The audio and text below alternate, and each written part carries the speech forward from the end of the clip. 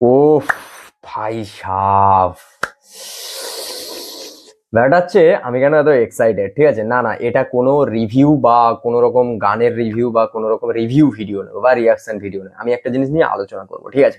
সেটা হচ্ছে একটা গান নিয়ে। হ্যাঁ, একটা গান, যেটা হচ্ছে আমরা কি একটা টাইমে আমরা সঙ্গীত বাংলাকে, মানে যেরকম এফএম এ, আমার এফএম এ গান শুনতাম আমরা, সেটা যেরকম একটা লেভেলের হাইপ ছিল, সেরকম সঙ্গীত বাংলায় যখন আমরা বাংলা সিনেমার গান আসতো, যখন দেবের গান আসতো, জিতের গান আসতো, যখন অঙ্কুশের প্রথমের হরিদিন তো গেল, সন্ধ্যা হলো, মানে এরকম টাইপের যে গানগুলো, তোকে হেব্বি লাগছে অঙ্কুশের যে গান, বা মন মানে না, বলো না তুমি আমার, পরাণ যায় চলিয়া, এইসব জিনিস, আওয়ারা আওয়ারা, এই যে গানগুলো যখন আসতো, তখন এরাটা আমরা এইভাবে বুঝতে পারছিলাম না। এতদিন পর বুঝতে পারলাম। কেন বুঝতে পারলাম? তার কারণ হচ্ছে একটা জিনিস, 1 মান্থ, 1 মাসের মধ্যে কিশোরী কিশোরী গানটা 100 মিলিয়ন, মানে ভেবে দেখেছো? 100 মিলিয়ন ভিউজ, যেটা হচ্ছে এখন মানে হিন্দি বলিউডের লিডিং হিরো যারা, সালমান খান, শাহরুখ খান, তাদের কোনো গানে এখন 1 মাসের ভেতরে এত ভিউজ আসছে না।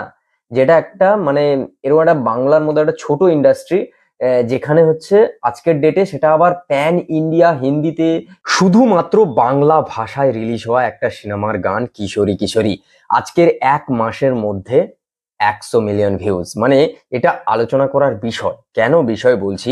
আমরা তো কোথায় কোথায় বলি যে বাংলা সিনেমার পাশে আছি বা এরকম কিছু, তো এটা এটা আমার নিজে থেকে, মানে নিজের মন থেকে আসা, যে এই গানটা নিয়ে আমরা বলবো।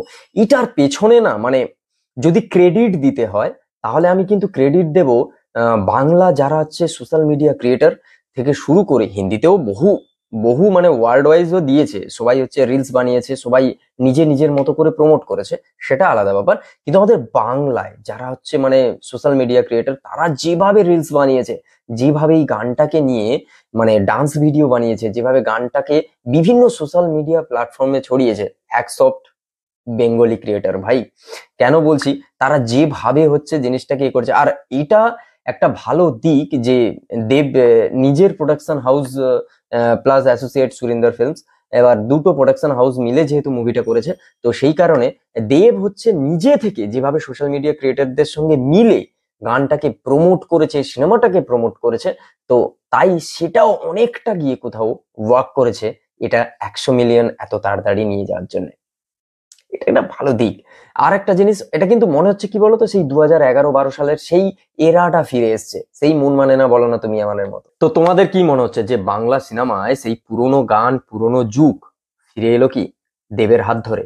মানে এটা যদি তোমাদের মনে হয়, অবশ্যই কমেন্ট বক্সে জানাও। আর যে ভালো ইন্টারেস্টিং কোনো কিছু কমেন্ট করবে, পরে ভিডিওয়ে আমি তার নাম নেব অবশ্যই। আর কিন্তু কমেন্টটা ইন্টারেস্টিং হতে হবে, ঠিক আছে?